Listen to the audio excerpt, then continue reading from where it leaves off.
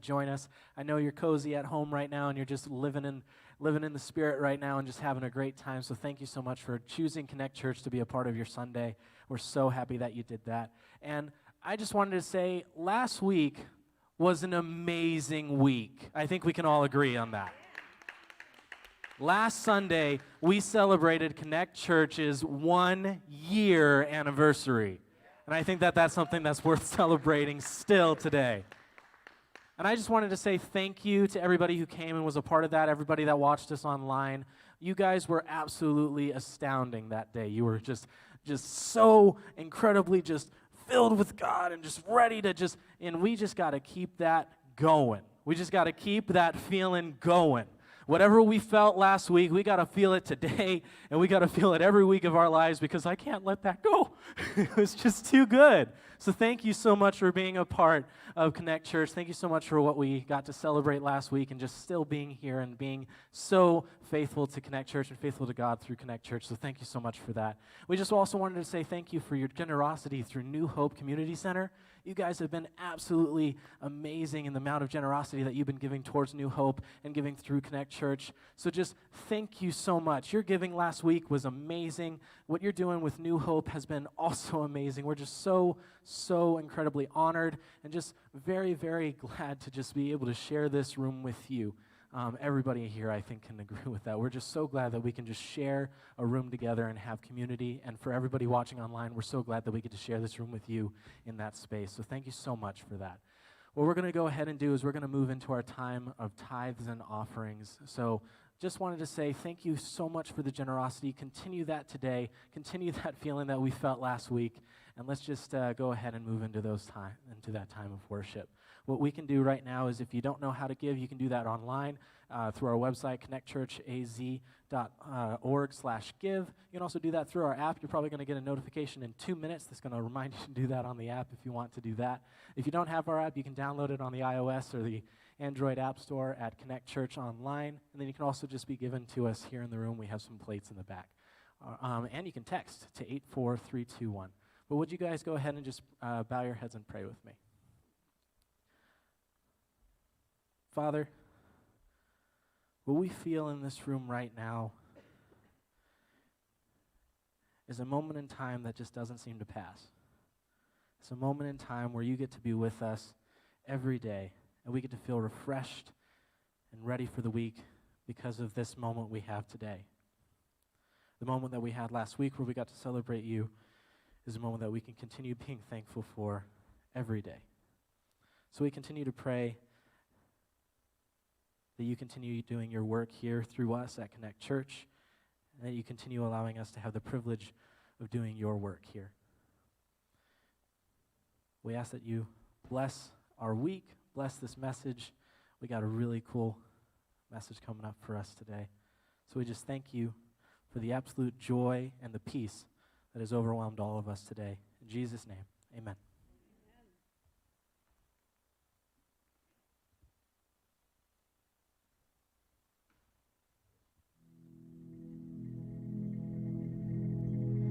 To those who have ears to hear and eyes to see, lift up your eyes, clean out your ears, and remember, no matter who you're pulling or pushing for, or even if you don't care for any of them, remember, fill your minds with the truth of God.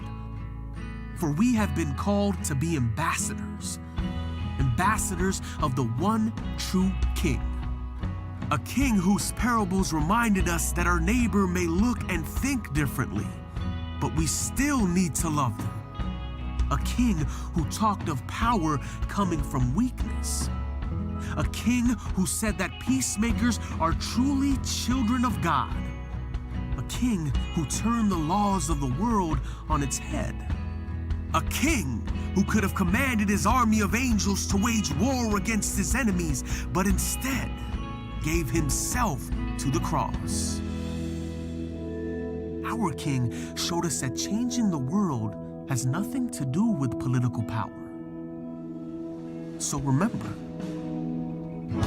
because we are joint heirs with Christ, our power is not tied to money, fame, or politics, Our power comes from the creator of the universe, and he has given us the voice in this world, a voice to change the world.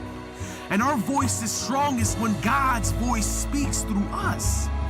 Our voice is loudest when we are quiet before the Father. Our voice is the boldest when we humble ourselves to God. Our voice is the most influential when we swallow up all the hate in this world and speak forth with love. So do you really want to change the world? Do you? Do you really want to change the world? Then fill your hearts and minds with the truth of God. Because the kingdoms of earth will pass away, but God's kingdom, it's eternal.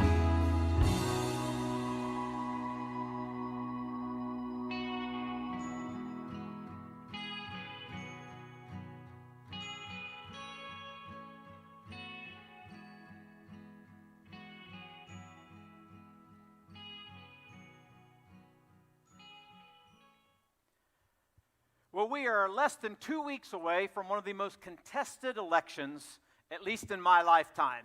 And how many of you are going to be like me on Wednesday, November 4th, and you are just going to be elated that you'll have to watch no more political commercials? Right?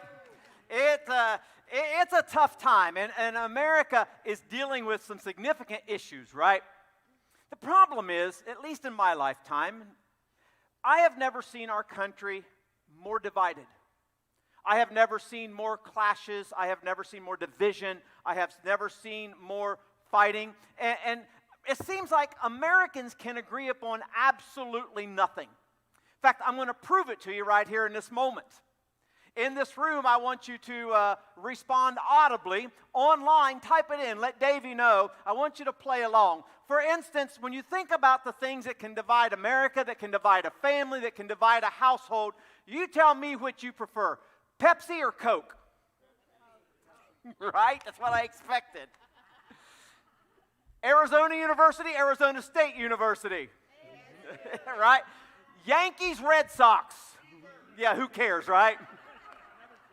I got one for you. In married couples, toilet paper, over or under? See, you know what? The men are going, who cares? We just set it on the floor. Right? You know, even the most wonderful time of the year, do you do your Christmas presents on Christmas Eve or Christmas morning? No, you do it like the Bible says, one on Christmas Eve and the rest on Christmas morning. That's in 1 David 7:15. A couple of you got that. Way cool. People online are going, who's David? Now, don't answer here, but it goes on. You know, this year you got Trump, Biden, Biden, Trump. In the state of Arizona, you got Kelly, McSally, McSally, Kelly. It's just a really, really awkward time. It's a divided time. In fact, more than 40% of Americans who are registered voters, be they Republican or Democrat, say that the other parties' platforms and ideologies and approaches will decimate America over the next 4 years. We can't agree on anything. We are torn apart as our country. We're torn apart in our families, in our households, in our marriages. We're torn apart in our communities. We're torn apart in our churches. We are the divided states of America. Just about the only thing Americans can agree on today is we can't wait until the election's over. Now, it probably wouldn't surprise you to know that this is not the first time throughout human history that there has been great division. Back a few thousand years ago, the children of Israel, the people of Israel, had been an independent nation for a long time, and then their nation got overthrown by another Asian nation, and they got adopted into the governmental system of an area known as Babylon. And there was this leader in the church, so to speak, that day by the name of Jeremiah. And he was speaking to God and was going to take a message to the people. And he was trying to figure out where God was in the midst of all the division, unrest, uncertainty, and struggles and hatred and separation that was going on inside of their nation. And Jeremiah wrote a letter, and in chapter 29 of that letter, we would read these words. This is the text of the letter that the prophet Jeremiah sent from Jerusalem to the surviving elders among the exiles and to the priests, the prophets, and all the other people Nebuchadnezzar had carried into exile from Jerusalem to Babylon. This is what the Lord Almighty, the God of Israel, says to all those I carried into exile from Jerusalem to Babylon. Build houses and settle down. Plant gardens and eat what they produce. Marry and have sons and daughters. Find wives for your sons and give your daughters in marriage so that they too may have sons and daughters. Increase in number there, do not decrease. Also, check this out. Seek thee, talk to me, peace and prosperity of the city to which I have carried you into exile. In fact, pray to the Lord for it. Because if it prospers, you too will prosper. Yes, this is what the Lord Almighty, the God of Israel, says. Do not let the prophets and diviners among you deceive you. In other words, not everyone who says they've heard from God and have a message to you from God has actually even talked to God. Does that make sense? Not everybody, as the New Testament says, who calls on the name of Jesus and says they have a message in the name of Jesus actually has a clue what Jesus wants to say. You still with me? Online, do you get what I'm saying? Do not listen to the dreams you encourage them to have. They are prophesying lies to you in my name. I have not sent them, declares the Lord. This is what the Lord says. When 70 years are completed for Babylon, I will come to you and fulfill my good promise to bring you back to this place. For I know the plans I have for you, declares the Lord, plans to prosper you and not to harm you, plans to give you hope and a future. So we got all of this stuff going on. Jeremiah's got his thing going on. We've got our thing going on. And then here's what's happening here in the United States, especially as it comes to the American church. We've kind of got these extremes on either side of the equation. Go, you know, they say, we're going to be a political church, and we're going to kind of like disguise it in the get out the vote thing, but we're going to promote our platform, and we're going to pass out pamphlets, and we're going to get all involved in making politics a part of who we are as a church. Then you've got other churches that go, we're just going to ignore the whole thing. We're going to pretend it's not happening. There's never going to be any political thing going on. We're just not a political church. And I want to read a quote to you, and I'm reading it because I want to make sure I get it accurate. Some of this is stuff you have heard me say over the past few weeks. Some of this is a little bit informed by my friend Ray. Here's where I am. I am not saying political positions don't matter. I am not saying, in fact, I am saying values need to be sharpened. Great changes need to be made. Great people need to be put in charge. A country needs to be moved toward becoming a place where every kid, every adult created by God needs to be given equal opportunity to thrive regardless of their race, regardless of their economic condition, and regardless of their background. But you do not put a country together by tearing it apart. And you have been horribly assaulted by both sides and by pretty much everybody on social media. That's about as good as I can express it. Now, fortunately, there are other pastors way smarter than I who say this kind of thing even better. I want you to listen to Pastor Andy Stanley in Atlanta, Georgia. Are you familiar with this? The fundamental attribution error. Anybody, just raise your hand, anybody heard of the fundamental attribution error? Yes, virtually nobody. Good. I like to know things you don't know because it makes me look smart. So anyway, the fundamental attribution error is actually a cognitive bias that we have all been sucked into, especially during a political season, and it goes like this. This cognitive bias causes us to attribute people's behavior to their character. The reason he acts that way is because that's what he really is and that's who he really is. The reason she behaves that way and the reason she believes that way is because that's an indication of who she really is on the inside.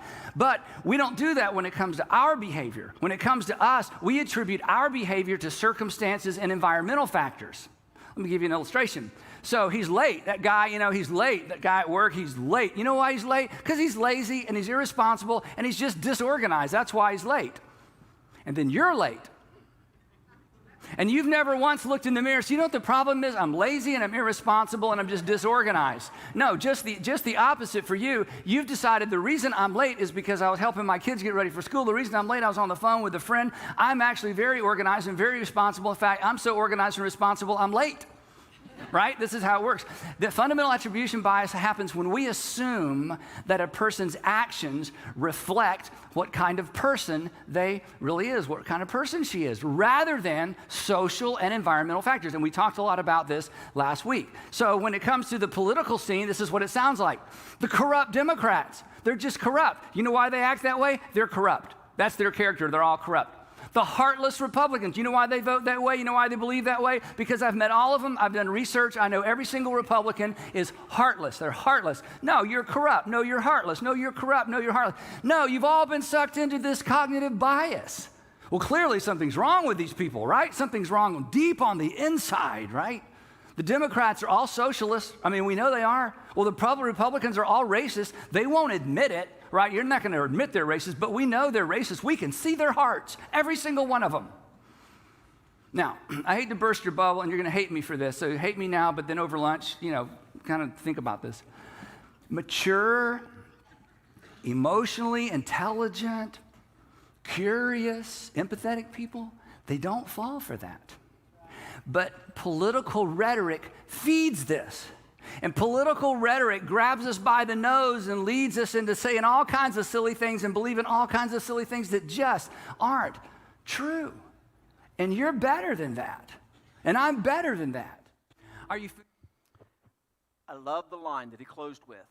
Basically, he's saying, we have got to be better than that. And so where do we go with all of this? I'm going to ask you two really important questions this morning. Question number one is this: how do I change the world? Because there's so much division, there's so much separation, there's so much struggle. How do I change the world? Well, we start with the fundamental understanding is this. The problem today is most Christians want to settle for making a point instead of making a difference. If you hear nothing else I say today, and if you're on Twitter and Davey out there talking to our global audience, make sure you get this out there. It's always easier to make a point than it is to make a difference. Every parent knows this. Right, parents? We go blah, blah, blah, blah, blah. We can lecture our kids right and left, and then we feel good because we've made our point, but then we wonder why our kids haven't changed because they haven't made a difference. Every preacher knows this. We can stand up and we can quote the Word of God and we can play to our constituency and we can make our point, but we have never made a difference. And it doesn't matter whether it's your family, it doesn't matter if it's a church, whether it's a business, an organization, in the military, or a sports team. Here's what you have to know.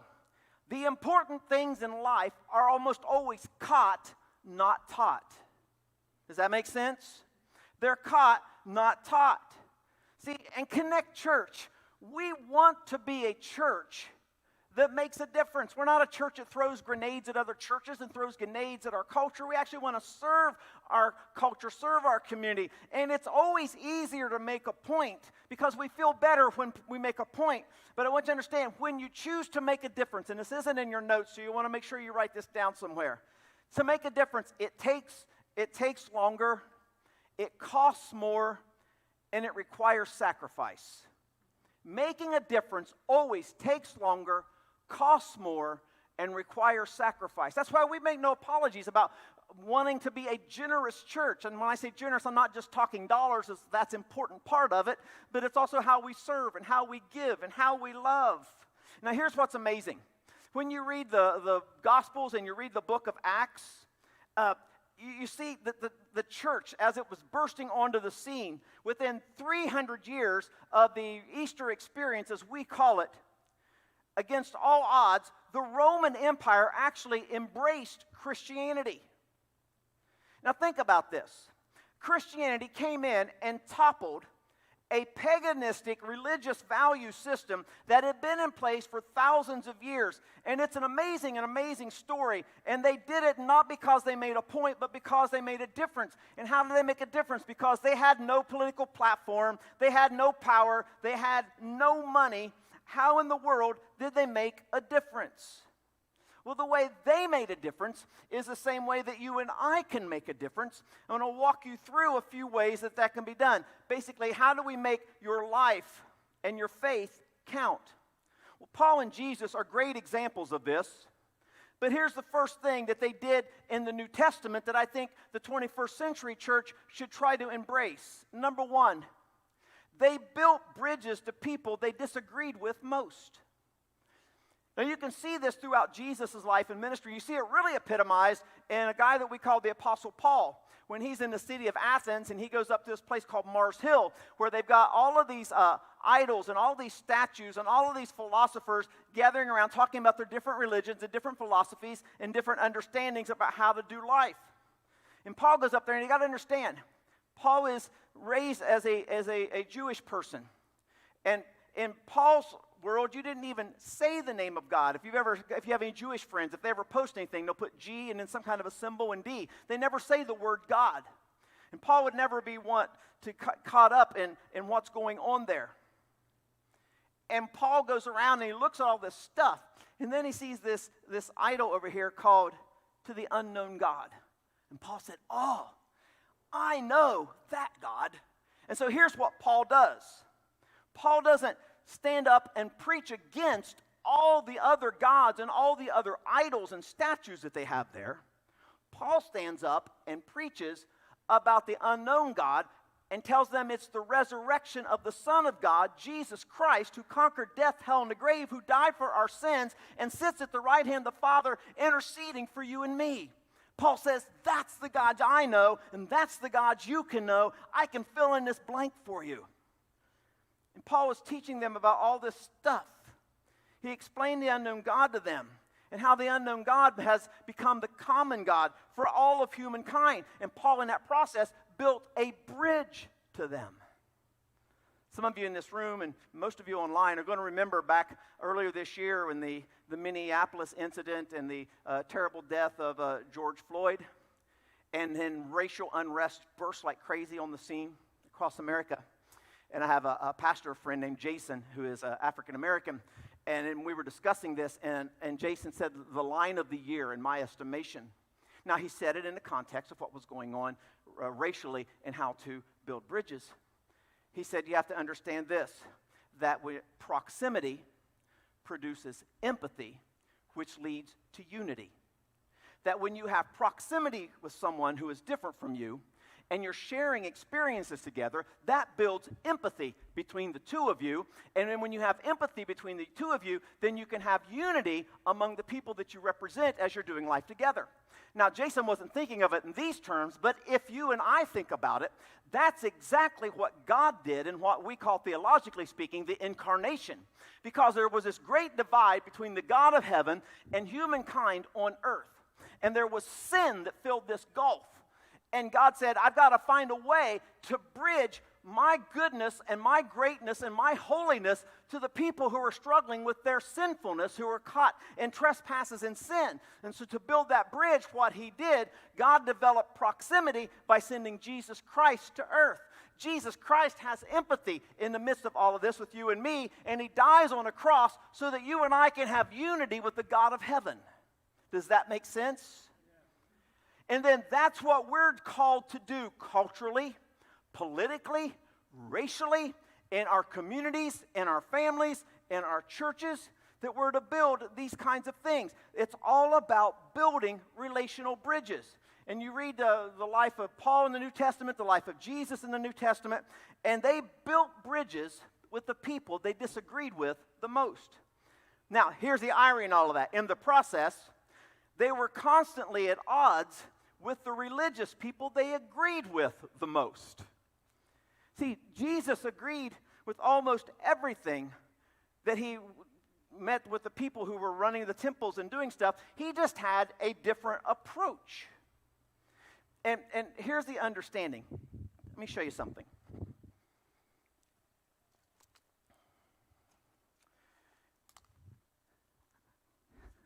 How many of you know what this is? For those of you online, if church is not your background, I'm holding up a Bible. Now here's what I want you to understand as it relates to this conversation. On one hand, this is our message book. It's the message of God's love. It's the message of the story of Jesus Christ coming to earth. It's the message of salvation. It's the message that brings forgiveness to you and me. On the other hand, this is also our method book. This is the book that also teaches us how we're to live out this faith, how we're to take care of the widows and the orphans, how we're to care for others, how we're to live lives of sacrificial giving and sacrificial living, and how we're to connect with other people. But here's the problem. On one hand, we have the more conservative people, evangelicals, of which our church would be considered one, and we believe in the message of salvation. We believe in the message of God's love. We believe in the message of redemption. We believe in the message of eternity. We believe in the message of changed lives. We believe it so deeply that in many cases, the message book of God's love has become a club that we beat other people with because they don't believe like we believe. And then on the other side, we have folks who we labeled a little bit more progressive, so to speak. And they believe in the method. They're all about serving the poor and caring for the widows and caring for the orphans. But all of that other stuff, over here, we believe every word of this is absolutely true. It's given by God, for the benefit of all of humankind. But over here, we're going to serve the poor, and we're going to care for the widows and orphans, and we're going to go build hospitals in third world countries. But we don't believe every word that they believe because it's not politically correct. And you've got people who believe the message and people who believe the method, and they fight each other with the same book. Do you know what God says? You know what this book says? It's both and. This is our message and it's our method. And we are to live out both to the glory of Jesus Christ. Does that make sense? It's quiet in here. You're either really thinking or you're mad at me. But that's what God says, and we are to live it out. We are to give sacrificially. We are to connect relationally. We're to care for the widows and orphans. And you've got all this stuff going on, and God's going, no, it's my book, and you don't get to choose whether it's one or the other. It is one in the same. Which leads me to my third thought for you this morning, and it's this. See, Jesus was at odds with the religious people, right? But he also tells us this. He didn't try to police the behavior of people who were outside of faith. Here's what I mean by that.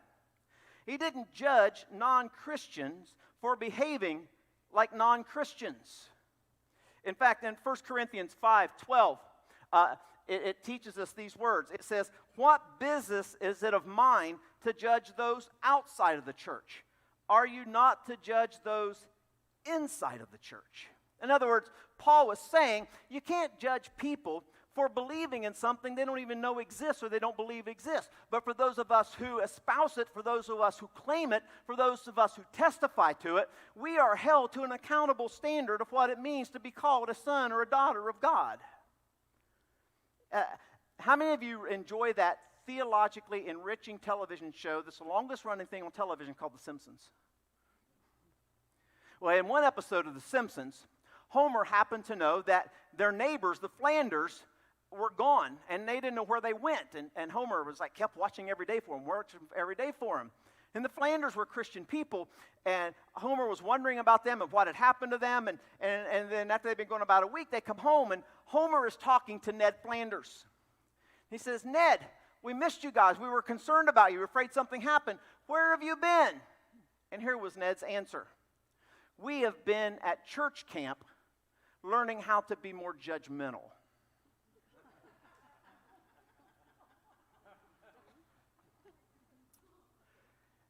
We laugh, but a little bit nervously, because you know what I'm talking about, don't you? It resonates, because many of us have been there. See, here's what Paul and Christ would say. that the church loses its influence on culture to the degree that it tries to police the behavior of culture. The church shines when Christians act like Christians. You're like, well, David, shouldn't we be concerned about people's behavior? Absolutely. That's why we build relational bridges. Does that make sense? That's how we share our concern. That's how we express our love. And then here's the fourth thing here. Paul and Christ were committed to more than just being against everything. See, most churches and most denominations are known for the things they are against, not the things they are for. And we want to be known by what we're for, not by what we're against. And Jesus brought this to light in the Gospel of Matthew chapter 5. If you can see it there on the bottom of the screen, Jesus says, you are the light of the world. Now think about what Jesus is saying. When Jesus says you are the light of the world, Jesus is saying this. The world is a dark place, and it needs to be brighter. And since light and dark cannot coexist, and light always overcomes darkness, have you noticed that? Then here's what I'm going to do.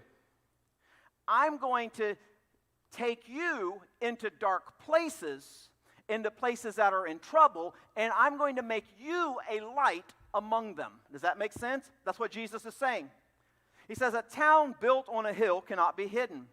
Neither do people light a lamp and put it under a bowl. Instead, they put it on its stand, and it gives light to everyone in the house. And in the same way, so you put a light on a stand. In our case, we hang them from the ceiling. We've got them on posts. They're in a little, right? And then you turn the light on, and the darkness disappears. And Jesus said, so I'm going to take Christians, and I'm going to put them in dark places in the business world, and in the political world, and in their communities, and in the relational world, and I want to put Christians there, and I want you to light the place up with the brilliance and the beauty and the love of God. Let your light shine before others, that they may see your expressed opinions and political expressions. Oops, my fault. That they may see your, talk to me,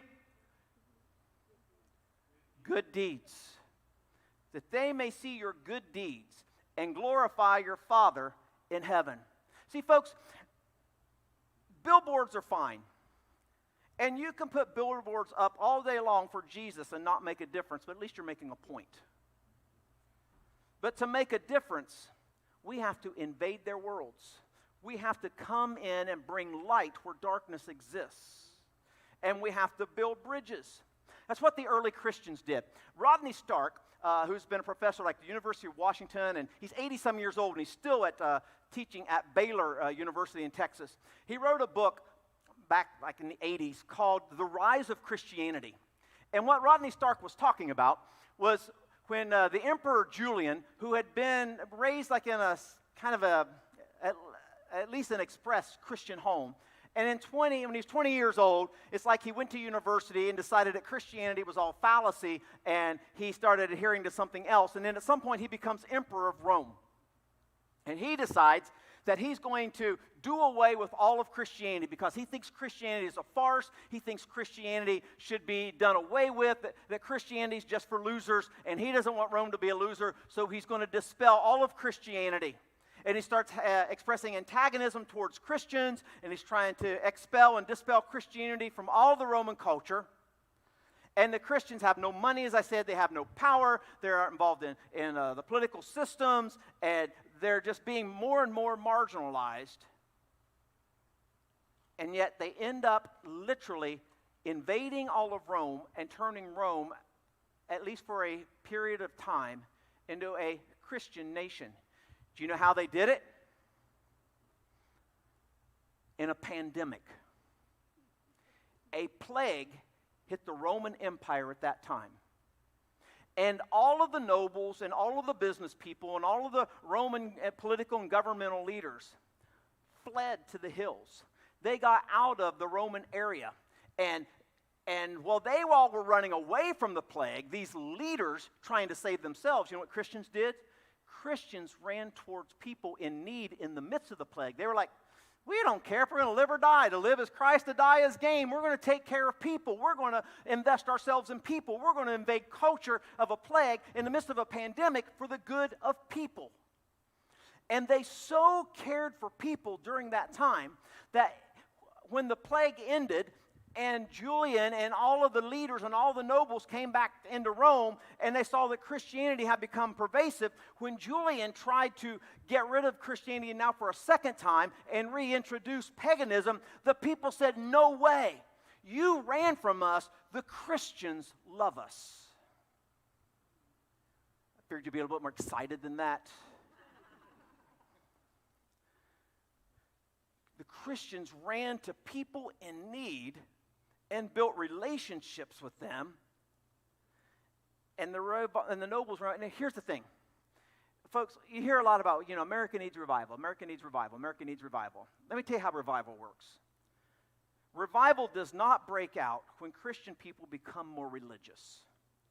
Revival breaks out when religious people become more compassionate.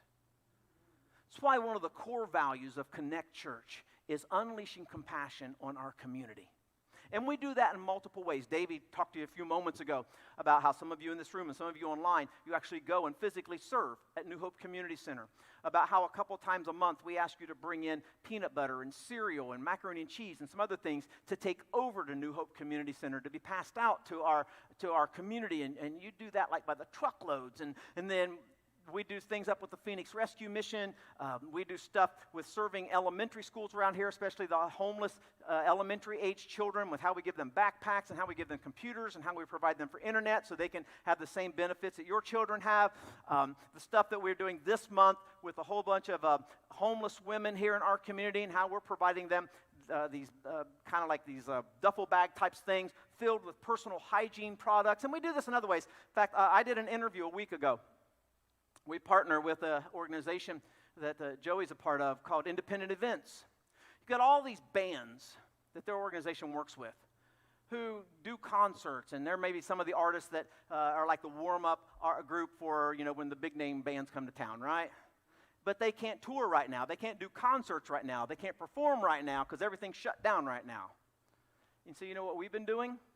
We've been allowing them to come in here on Saturdays, film videos, and then put those videos on their website. People can download them like for 99 cents a thing, so they have some exposure, they get some performance, they get to keep their chops up. I was being interviewed, and so what always happened is the radio stations now will come in and interview these bands as they're coming into our facility to do that kind of stuff. And I was being interviewed by one of those radio stations last week. And they said, "How is it that you guys, a Christian church, allow these bands to come in and use your auditorium to do their music and film their videos?" I go, "Well, it's easy." I said, "First of all, our auditorium doesn't really look like an average church, right? Well, that's on purpose. We wanted to reach our community. But secondly, we are all about serving our community. And we have hearts of compassion in the same kind of way that we give to New Hope, in the same kind of way that we send teams to the Phoenix Rescue Mission, in the same kind of way that we'll help homeless elementary school students and homeless women. We want to help people who have no other means to continue to support their livelihood, so it's an act of compassion on our part. It's not about us trying to impose what we think upon them." You know what else I told them?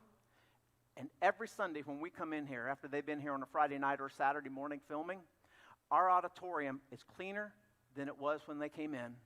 I've never had to come in and rearrange a single chair. They take great care of Connect Church out of respect of us choosing to partner with them. And you know what else I've noticed? Over the last 3 weeks, we have had 10,000 new hits to our Facebook page. And when I trace them, guess where they're coming from? There's a reason 3,000 of you are watching Connect Church online this morning. It's because some of you, a couple of thousand of you, are connected to people who started coming in here to do videos, to do their kind of music, and you were moved by the compassion of this little church who just celebrated their 1-year anniversary of being in this place so that we can have impact on our community for the cause of Jesus Christ. And so we do those kinds of things, and we absolutely care. Some of you know that I used to work in like Christian leadership conferences and stuff, and one of our favorite speakers when I was doing the conference thing, who does a phenomenal job of of doing Christian philanthropy around the world is author / attorney / philanthropist Bob Goff. Check this out. So I've been on this journey to try to just get more desperate for him, get less comfortable. So we've been just going around the world building schools. We took all the money from this book and just gave it away. It's been awesome. And they sold 1 million of them. So we built our first school in Uganda. And the next school we built was in Mogadishu, Somalia. And you guys, it's just a frightening place. There's no government, there's no police, there's just a lot of El Shabaab.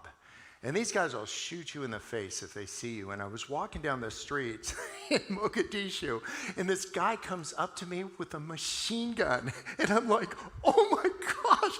All I had with me was my phone. And so I asked him, do you know what a selfie is? He didn't shoot me in the face. Oh, you guys, find people who creep you out. Get on the other side. Bob Goff is absolutely amazing. But he said something very telling. He said, find people who creep you out. Now, you may not find somebody who creeps you out, but what about somebody who thinks differently than you, who dresses differently than you, who looks differently than you, who votes differently than you? Find people who are just flat out different from you and make a difference. Now, here's my second question. The first question is, how am I going to change the world? I just walked you through how Paul and Christ did it, and there are some things we learn from that.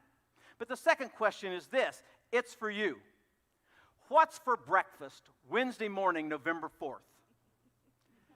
Because half of you in this room and half of you online are going to be happy that morning, and half of you in this room and half of you online are going to be unhappy that morning. Christians and non-Christians both are in bad shape. And they're in bad shape spiritually, and they're in bad shape emotionally, and they're in bad shape with what's going across our country. Do you know that 1 in 4, 25% of American teenage girls between the ages of 13 and 18 have considered suicide in the last 6 to 8 months? It's at an all-time high. That's why this time last year, we were getting to be very, very deliberate about what do we want Connect Church to be like, and look like, and become, and what's it going to take for us to get there. And that's why we made a very, very difficult decision to restructure our budget so that we could bring in an amazing youth pastor. And after we interviewed some great guys, God led us to Davey Singer. And don't you guys appreciate Davey and what he's doing with our students? And you want to know something else? Not only is God using Davey in great ways, but y'all remember a few weeks ago when we were in the series about when I don't measure up, and Davey talked about Abraham, but Davey very transparently and very vulnerably told you his backstory. Do you know that was the first week? We had been averaging about 1,600 people watching us weekly online. That week, over 3,400 people watched us online. Why? Because there's something about people who connect their lives with hurting people, and we share compassion that makes a difference. And then the cool thing is, you all online have stuck with us even when I'm speaking. It's not a bad deal anymore. We're going to put Davey up here every other week. We'll just keep doubling, right? Remember our friend Jeremiah that I talked to you about a few minutes ago who wrote that letter to these people? Jeremiah wrote another book. It's called the Book of Lamentations. I mean, doesn't that title just encourage you to want to get up tomorrow morning and lament your life? Well, Jeremiah wrote this other book. And I think he wrote it to people then who were having similar feelings to you and me today. Because on November 4th, when Jeremiah got up that day, his circumstances hadn't changed, but his mindset about his circumstances had changed. Did you get that? His circumstances hadn't changed, but his mindset about his circumstances had changed. And here's what Jeremiah says. This I recall to my mind. Therefore, I have, can you see it? Hope. Now remember, I have hope, not because my circumstances have changed, but because my mindset about my circumstances have changed. The Lord's loving kindness indeed never cease, for his compassions never fail. They are new every morning. Great is God's faithfulness. See, no matter who wins or who loses, any one of these can take you to a very bad place. And we've got to figure out these three things I'm about to share with you. Any one of these could take you to a very bad place. And half of you are going to be happy when you're having breakfast November 4th, and half of you are going to be unhappy when you're having breakfast November 4th. I don't want you to go a bad place. So I'm going to talk to you right now, very, very pastorally. I want to walk you through some understanding of whether you're happy on November 4th or whether you're unhappy on November 4th, about how we are to pursue life together. So the first thought is this, folks: don't get your eyes off Jesus. Don't get your eyes off Jesus. See, Jesus is the hope of the world. And the problem is, for too many Christians, Jesus is becoming smaller, and what we focus on is becoming bigger. I spent 10 years living in the Lake Norman area of Charlotte, North Carolina. Now, that might mean nothing for many of you, except you would understand this. The Lake Norman area of Charlotte, North Carolina is like the hub of the NASCAR industry. And I never knew a lot about NASCAR. My dad was a race fan. I wasn't particularly a race fan. I didn't know a lot about it until I moved there. And just by the fact that I went to the grocery store, like by osmosis, I learned lots. But here's what I really learned. I just moved there, and the bank that I used sat on the edge of the business park, and I never really thought much about it. And so the first time that I'm there, and Charlotte's hosting a big NASCAR race, there's traffic everywhere. And I thought, well, I'm just going to go through my business park the back way out and miss all the traffic. Bad idea. What I didn't realize was the business park housed primarily NASCAR race teams. Now, I used to think, like a NASCAR garage. You got a bay about twice the size of my dad's garage. It's got they got a car on there, they're getting ready for the race, and another one in case they wreck it during warm-ups and time trials, right? No, they got like 50 cars in there. These things are like the size of football stadiums, and they're developing 50 cars at once. And so I'm learning all this stuff about NASCAR. Well, a couple years ago, my friend Chris was back in North Carolina where I used to live. And he had been speaking, and when they got done speaking, they said, hey, Chris, would you like to see one of these NASCAR garages? So Chris goes over to the NASCAR garage, and it was the M&M car, if you guys are NASCAR fans. And Chris was looking at the car, and he's blown away by the size of it and all this stuff. And Chris says, hey, well, let me ask you a question. They were just putting the M&M thing on the car. And Chris said, how much does that cost? And the guy said, well, that costs $660,000. Chris said, you got to pay $660,000 a year to get your emblem on the hood of a race car? And the guy said, no. You pay $660,000 a race to get your emblem. M&M prices aren't going down, I'm just telling you. You pay $660,000 a race to get your emblem on the hood of a car. Chris like, oh my goodness. He said, well, what about back here? And they went to the bumper of the car, and they got all those other little emblems across the bumper and stuff. Chris said, well, how much do those cost? And the guy said, $75,000 a race. He said, but you don't really want to do that. I mean, I'm thinking maybe we should just put like a Connect Church car on the bumper of one of those things, Anyway. He said, but, they don't get a lot of camera time, The hood gets the main thing. Some of the ones on the side get more. These guys on the bumper, it's only $75,000 because they don't get tons of camera time. You don't see them that much. And then my friend Chris made a really, really cool observation. He said, the problem with Christians is we are sponsored by the lordship of Jesus Christ. And that's the main thing in our lives. But we are allowing all these other little things for which we appreciate, whether we're Yankees fans, Red Sox fans, Arizona State fans, Republicans, Democrats, regardless of whether we wear store brands or we wear name brands. We're allowing all these other little things that would go across the bumper to become the identity of who we are, when our identity is the big one. And then Chris said this, really telling. NASCAR would never allow a little emblem to be put across the front of the big sponsor of any car. Are you getting it? It doesn't matter if you're Republican or Democrat. It doesn't matter if you like the Yankees or the Red Sox or in tonight's case, you like the Cardinals or the Seahawks. It's okay to have those things. Doesn't matter if you shop at Walmart or you shop at Nordstrom. There's nothing wrong with either of those things. But none of those things that are part of the things that we enjoy in life and help shape and mark our lives are the things that are going to actually sponsor our lives when we get into eternity. And so don't get your eyes off Jesus. Never sacrifice your character for politics over people. Second thing is this: don't let anything divide you. Marriage, church, friendships. You know what? When tough times hit, you run to your relationships, not away from them. And if we're going to be honest, folks, Christians are really bad about this.